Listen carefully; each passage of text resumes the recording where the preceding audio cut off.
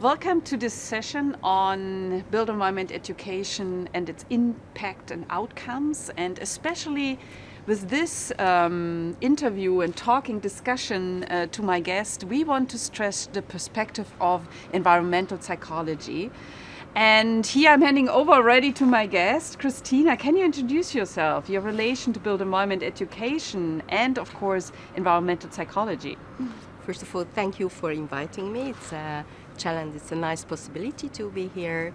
Well, we all live in built environment, and it's a question why environmental psychology, anthropology, sociology is not incorporated in studies with architecture. Because the role of the architect and urban planner is to think about the built environment, but we need to have a knowledge about the users. So as a background, I am a teacher and associate professor in Hungary for Design Campus, which is a university in Győr. And also I work for the doctorate program at Budapest, at the Budapest Technical University. And I try to help communication between architects and non-architects, with students, with films, with books, because the better knowledge we have about the environment, the better our well-being is, our perspective on the built environment, the deeper is, and it is important. Then you can ask why built environment education, why it's important. For me, it is in this larger frame of understanding the built environment. Working with children means that you focus on a group that is very sensitive. Education is a long period, so you have contact with different kids. But also I would like to emphasize that we are dealing with the next generation. So it's not about children, it's about us, everyone, to have a better understanding about the physical context, about the social context, about the natural context, to be a more empathetic, culturally more educated, responsible, sustainable, visionary user of our surrounding. And I think this is a major issue in the 21st century.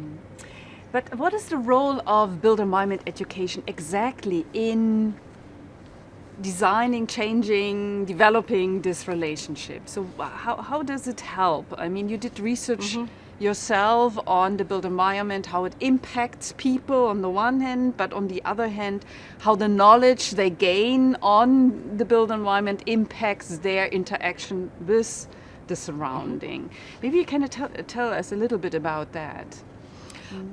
If we can understand that problem on several levels, we can speak about built environment education as a project-based thing, and then there are very general positive outcomes, such as working in group, doing something together. It's really important. In a society where individual outcomes are the most important, to have projects when together you do something has a very important outcome. Also, if you in built environment education, you have a physical outcome. You do something together if it's project-based. And that means that different people do different things, different skills are incorporated. And if we look at from the point of view of pedagogy, it's important that kids that might not be so good in academic things, but might be very good at their hand things, or practical things, have a positive experience at school or out of school. It is good for their self-esteem, for example. Also, as a general thing, it's important to understand that where we live is not something that is out of your possibility or out of your reach. You are in that context, and this is your possibility or responsibility to change it if you want to, and you agree with the others. Many people in public spaces, for example, don't pay attention to little problems, or they don't want to improve the space, or even very negative behaviors are attracted to some places. It's nice to understand why there, why it's a problematic space, but also to help to understand that you can do something. first understand why you feel like that, why you behave like that. So it's a kind of understanding your behavior yourself. So these are the very general ideas about built environment education. Of course, there are specific ones. For example, understanding the role of the architects and all those people who make something in the environment professionally, because this is their job. For example, a campus like this. I mean, For example, university. why our campus is built like that? Do I feel well in that campus? If not, where can I locate problems? Where can I locate the best places? Where these are best places? Is it an individual thing or is it a group thing? So there are processes that are invisible in the environment if you don't pay attention. And on the everyday, you don't have to pay attention because we are all overloaded with information. We could get crazy if we paid attention to every little things, noises, touching. But because it's invisible, it's difficult to say what the problem, whether it's too noisy, too hot, not enough oxygen. So there are a lot of parameters that are ambient, unconscious, but still has an impact on how you behave. Built environment education also helps to make a perception of the environment. We often do field studies. Just go there, pay attention to every detail, and try to name it. To name something, to think about, verbally about things, it's not easy. For example, an architect learned how to name different parts of buildings or public spaces, and that helps communication about spaces. Why non-architects lack this. Bless you. Thank you. So non-architects lack this dictionary. So we also need to educate them the dictionary of places. Just imagine that how many words we have, for example, for a computer games, how we play, and then we can think in detail about these games. It happens also with the physical environment. If you can touch it mentally, you can speak about it, you can better locate feelings, ideas to the different parts. You did research on, especially coming back to the impact of the built environment on people. For example, how schools influence future architects' thinking of architecture. Can you tell us a little bit more about it, and maybe also how it informed your practice then as a BUE educator? The study you mentioned was made with young doctor architecture students, so they are practicing architects. And the task was first to make them more empathic with a secondary school environment, because we had a project in a secondary school. And the idea was to present their own secondary school in 5 minutes, 5 images. And I thought it would be a nice little project to speak about this school. And what turned out that when an architect can speak or should speak about their own school building, he or she is not speaking about the building, not presenting it as an architecture piece, but speaking about the socio-physical environment, so the experiences. So the story would be long, it would be a long narrative. Yes.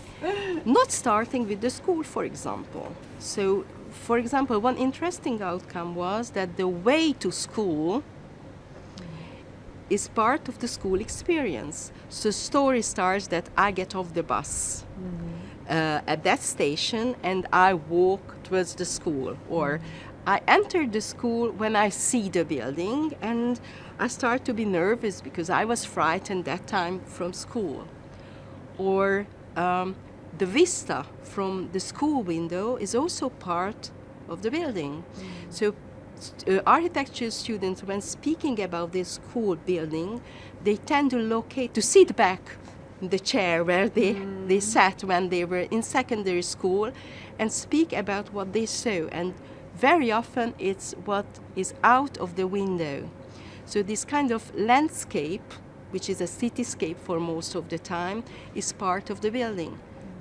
As a reaction to that, a park near to a school is considered to be the school's park, even though it's not in the garden. Doesn't belong to the school. It but belongs still, to the yeah. school because the vista is there. Also an important thing that when we speak about important places as an architect in a school, you tend to use the big spaces, the big halls, or where the director is, the main facade. But the same architect, when speaks about his own school back before university, he would speak about corridors, for example, because corridors are important location for interaction. Or the sport room, where he had or she had a fantastic achievement, or where they could stare each other, because if we think it's so logical that this age group from 12 to 19, it's about who we are. It's about identity. So forming an identity is also watching other girls, boys playing, doing things, looking connections. So all those spaces are important in their memory, where they could watch others doing things and see if they can participate in the group work or not, if they are part of that group or outsiders, what the others do, the model making, like older people. It's important for a kid, more important than the big solemn room where once a year the director opens the year and gives you at the end your papers. But from an architecture point of view, prestige rooms are not the same. So looking through the memories of architects, the schools, they understood that the user has a very different interest in the building, and it has an impact on how we design, for example, school buildings. So the outcome of this research was interesting from this practical point of view, but also it has a communication result, because I did the same work with non-architects. They were psychologists in schools, or they were pedagogues, and I asked the same questions. And it turns out that their own experience are quite similar. So if we see a building, an architecture piece, as an architecture piece, there is a huge difference between the evaluation and attitude of architects and non-architects. But if we speak about their own context, their own experience, they are the same, because we are all the same. We went to school, we had the same as friends, love, teachers, problems with teachers, success, failures, and these are located in the building, and we are all the same on that level. So it's very interesting to maybe take these spatial memories also in our methods when working with different target groups. Cannot be only children, but also adults, whatever. So children have these memories, teenagers have these memories, adults, even experts. Planning and design experts have these spatial memories, and I think that's already very interesting and somewhat obvious if we think about it, finding and conclusion out of your research. If you think about communication processes, to make a discussion, we have to find common points. And if we have common experiences and common understanding, that is a base to build a discussion. So built environment education is important because we can build a common experience with kids on different level. So you can start discussing the environment on different levels. It can be very concrete, or it can be very abstract. Kids are very good in making abstract things after a certain age. But if you start to talk and understand each other, I think it's very good for the architect to see other people's thinking, but it's also very important to non-architects' children to understand an architect's point of view and argue. And I'm not saying that one is right or wrong, because they are seeing the same thing for a different perspective. It's just seeing the same object from different perspective deepens your thinking, your knowledge, and it's good to be more responsible when using and designing the environment.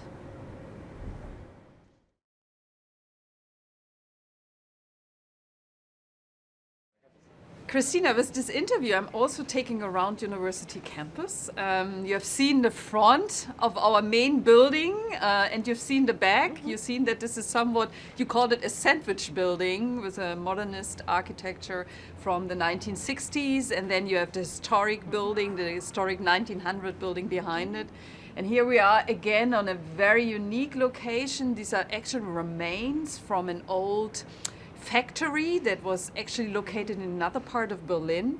And one of the former presidents of the university, which was called different back then, decided to bring it here because it was to be torn down, and he wanted to bring it here, build it up as part of the landscape.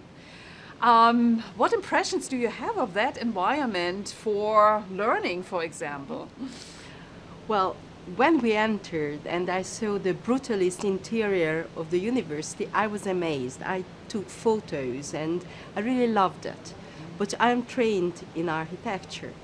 Other people, and it's important to say that, for example, brutalist architecture and the perception of brutalist architecture is not that positive. So non-architects people tend to dislike like concrete surfaces, tend to dislike, for example, brutalist architecture. So what we see that there is a huge difference in the attitude, but also evaluation, preference of different type of buildings, depending whether you had an architectural training knowledge, built environment education also, or whether you had not. Now we are in this location, which is quite romantic, and I like to touch that wall, and it's so personal that I feel all right in this transitory situation, which is more like a corridor. There are no solid walls here, but my mind can wander through and I can see a lot of greenery. Usually people like parks and green things. In a campus, it's important that we have location that helps concentrating but also relaxing, and these are restorative milieu.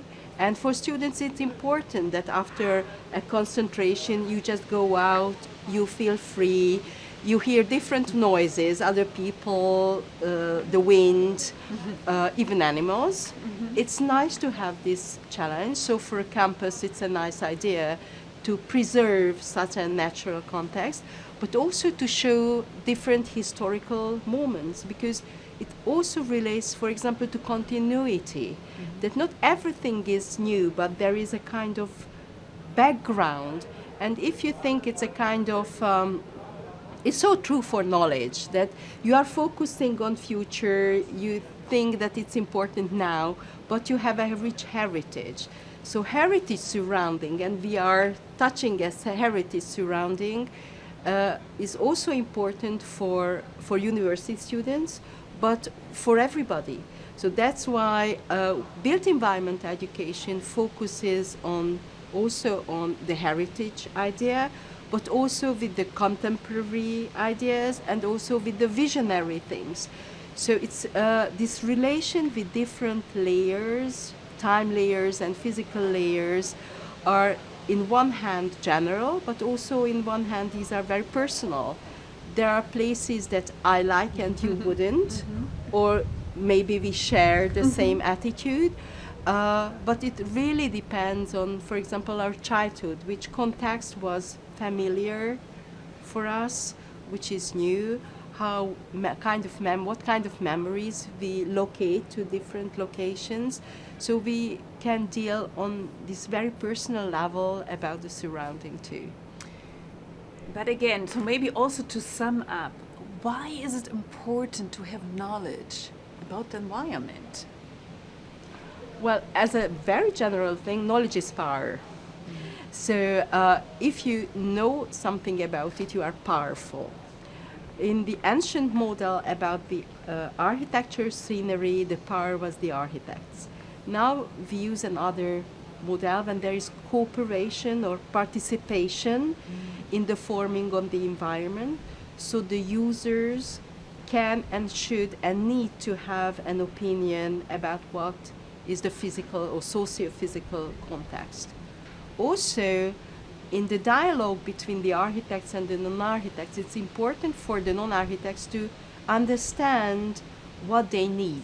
And it's not that easy to tell where and why I feel okay.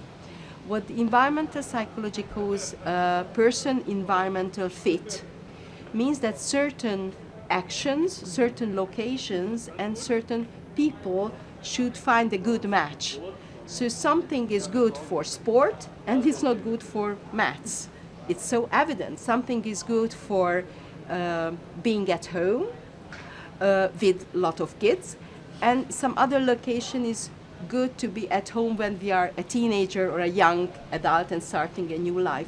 Different energies, different spatial settings are required for different people and different activities. Many architects complain or speak about the fact that when asking for designing a house, people follow stereotypes, what kind of rooms they need, what kind of space they need, but they don't really feel the space. They don't really have a knowledge about their own usage of space or requirements.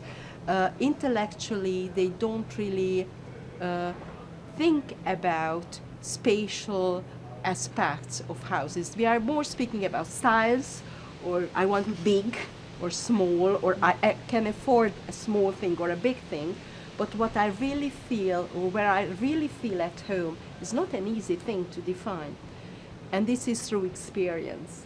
And I think built environment education gives you this experience about space, about your own behavior of space, about your attitude towards different settings, making or non-making, just accepting, filling a space with heart, with ideas, being alone or being with other people.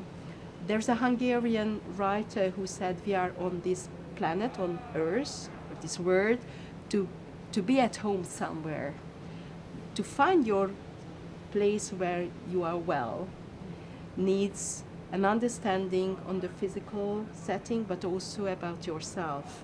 And this should be taught from very early ages. So I think that even preschool situation is a nice thing to speak about where you are, proximity, your little hideaway thing. Everyone has a little place where alone or with best friends would hide from parents and feel that this is my world, this is where I am. Then with young children at school already who are interested in what they can learn, how capable they are. Learning for them is very important, and at that moment we can teach them a lot about the surrounding. And then later on, after 12, 13 years, it depends about who we are. There's a big question that what is my profession, how I would like to live, who I am in space, what is my position in society, where I want to go, where I want to space, what are my likes, what are my dislikes. So this is the time when the main roles about who we are learned. And I think knowledge about the built environment education should be incorporated within this large frame of learning. Thank you very much, Kristina. I think this gives already a lot of hints and tips also for practicing built environment education, some themes you could do with young people at a certain age. And thank you for coming to Berlin all the way from Hungary to talk to us. Thank you for offering this super physical space and mental space. Thank you.